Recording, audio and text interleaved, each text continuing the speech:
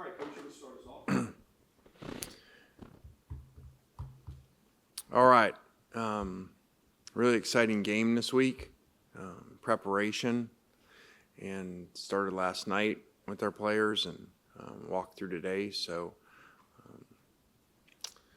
this is a really good challenge for us, coming off of a bye, to play really well against a team that is 3-2 and really in their 3 losses played great defense. I think they've given up 3, 10, 13, so basically 9 points a game.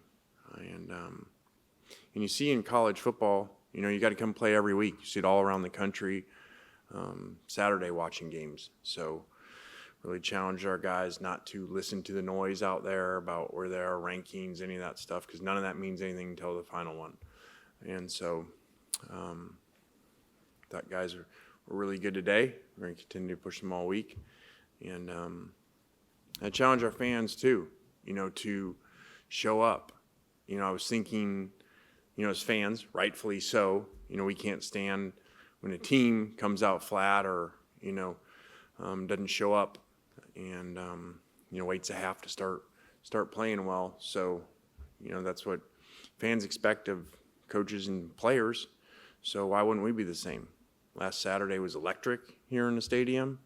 And before on the walk, I understand a lot of it's, because they hate LSU, but why not show up like that every week? And this one, an early kick, would be awesome for our fans to do that and show up the same way, students, everybody. And because it's the biggest game of the year, because it's the only game this week that we have. So let's coach, play, and cheer the same way. Well, Lane, let me ask you this. Is this coach that's there, is he a Mike Leach disciple of years past? So they throw it 40, 50, 60 times a game like years past? No. These guys came from South Dakota State, and coach was there a long time as an assistant before being moved up. And most of their staff and a lot of their players they really kind of took the majority of their staff and roster and moved it over to Washington State. What does Washington State look like? Hopefully, you started on them last week during the bye. Just what's kind of been the evaluation when you break them down? Yeah, they throw the ball really well. On defense, they're sound in what they do, and like I said, they've played some really good games of defense. I think 13, 10, and 3 points they gave up in 3 wins. Now they had some lopsided games like the Washington game, which got out of control late. And both those games, North Texas and Washington, they had a lot of turnovers in the game that set up really short fields. So this is a really big challenge for us, our first early game like this. And so hopefully we play well. We practice early every day, so that shouldn't be a shock to our players.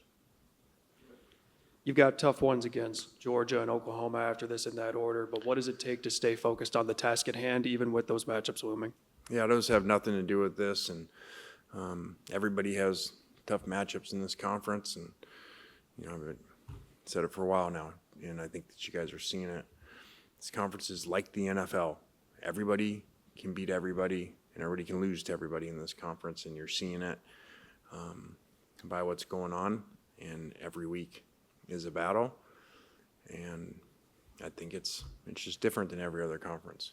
It's just like the NFL. You got to play really well every week.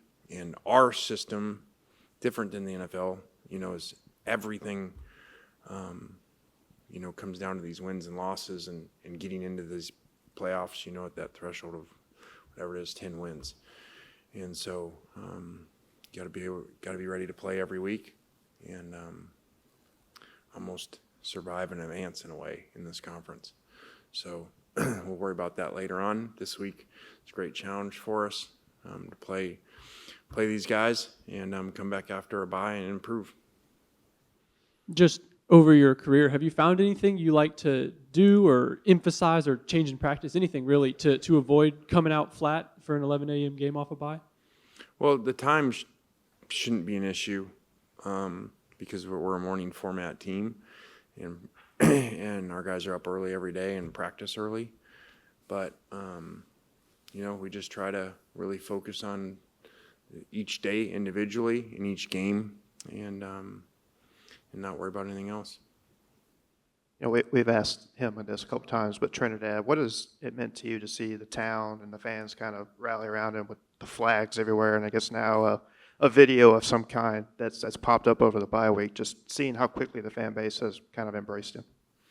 Yeah, I think our fan base, loves these stories like this, and having a number of players before, kind of with kids here and just, pre-scoring, and how much the community embraces the players here. It's really awesome, kind of as their own, like they're kind of adopted kids coming in here.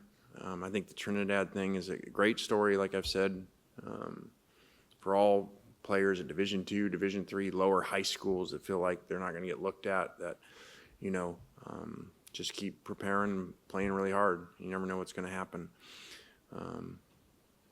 I think it's funny, the flags everywhere. I dropped Knox off at his buddy's house, and they have a big Trinidad flag in the house.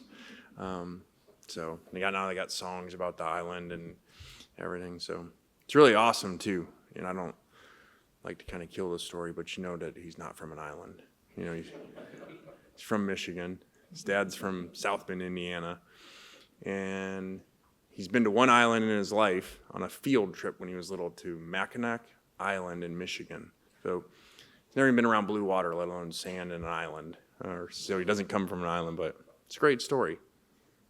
I think in the South, there's a saying like, don't let the facts and details get in the way of a good story. So maybe we'll just run with this one. Coach, how's the energy been from the squad coming off the bye week?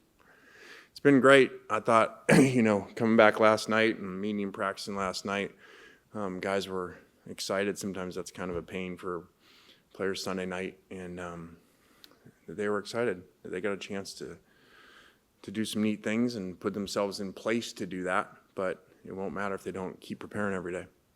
You mentioned last week how you didn't really feel like y'all needed a bye week, but was it good from a health standpoint? Are y'all whole as you've been in a while? I mean, how are y'all doing from that, vantage point? Yeah, it wasn't really that relative as far as getting players back. The rest, maybe for some players that were a little bit, not 100% is good, and they looked really fast last night. Kind of following up on that, I guess we've asked you about Austin every week. What is his health situation coming back? Is he closer to getting back on the field? Yeah, he is, and continuing to get closer to 100%. He's not there yet. So this week for him was good, and we'll see tomorrow. From a recruiting standpoint, y'all got to spend a lot of time on the road last week. Just what was the response like out there? Do you feel some real momentum, not just in state, but everywhere you've gone? I mean, what was kind of like the recruiting reception you got? Yeah, I think that game was really viewed a lot last Saturday, our game versus LSU, and I felt that, in different schools that you went in, certainly in New Orleans yesterday, felt that. Those things are good, and it's good to be relevant, and it helps in recruiting, and I love it most for our fans, that previously had been through some tough years, and so it's great for them. And I had a question from a subscriber that I didn't know the answer to. How are the game captains selected, by the coaches or by the team? Yeah, good question. By me. We don't have permanent captains, and so a lot of times I just pick the bigger guys, because I feel like as they go out there for the coin toss, like it's kind of intimidating, and then like put Kane Lee out there, they're kind of like, man, these guys are little. So I don't know if that's old school, but so a lot of times I just pick bigger guys. To what extent, if at all, do you feel like Austin has a chance to challenge for the starting job this week? A lot as far as, down the road. But again, he's not back to 100%. And so we'll continue to evaluate that and look at everything. And we're in a great place. I mean, we have two great quarterbacks. I think we have two quarterbacks that are better than a lot of people's number one. And so it's awesome to be in this position. Aside from the recruiting wins, would you mind filling us in on what your bye week was like? It seemed pretty cool. Yeah, it was. We went to, different recruiting areas and saw some people in that, and happened to be at dinner with Theo, and then he walked us next door and went to a concert, for a little bit. And it was pretty cool. And then, you know, we got to go to Jackson's game yesterday before, just go to it and then come right back. And so that was really neat to see him and to see his parents there. And pretty exciting to see him go out there for the first play, you know, in the NFL. You know, he started the week before, but being on the road and to be there for that, just really, really cool.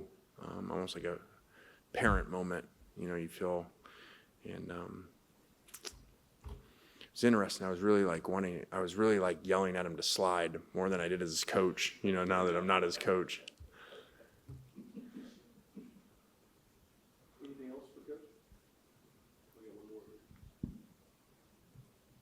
Coach, you were in that conference, you know, with Washington State for a while. Is it kind of strange to you to see what has happened with all of that? They're going to play Oregon State twice.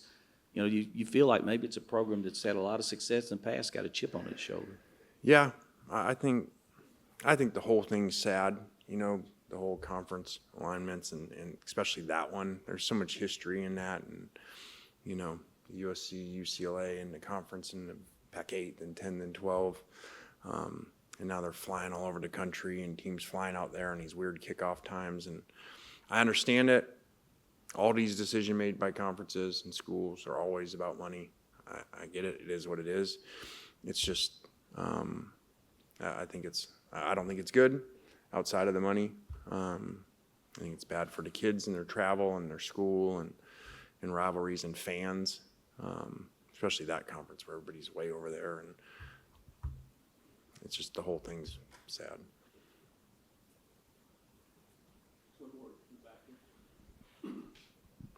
Coach, your defense has seemingly come together since the Arkansas game and really not pointing fingers but taking accountability for their mistakes. What have you seen from them since that game and over the bye week, how they've continued to grow, take accountability, but not only grow as players on the field, but grow as a family outside of the field in terms of building the culture as teammates? Well, I think after that Arkansas game, they had a hard meeting with Coach Golding and the players, and for a long time on Sunday night. And I think we played better pass defense. I also think Arkansas is really good on offense, you know, and they've done that to a lot of people. So, again, I kind of look at the whole thing and not just stat rankings, kind of like how they do, you know, with the committee and records, and they put teams here instead of just how stats are. We look at the analytics and the metrics, you know. There's a really good one, I think it's FPI, you know, where they put the offense, defense, special teams, and they rank the teams. If you look at that, to me, that really shows it doesn't focus on records only. You know, it really focuses on who you played in that, and how you played, and was it late in the game, and all those things in the analytics and the metrics. And so I look at that instead of just the rankings, and that would show you, obviously, Arkansas's elite offense. All right, guys. Thanks.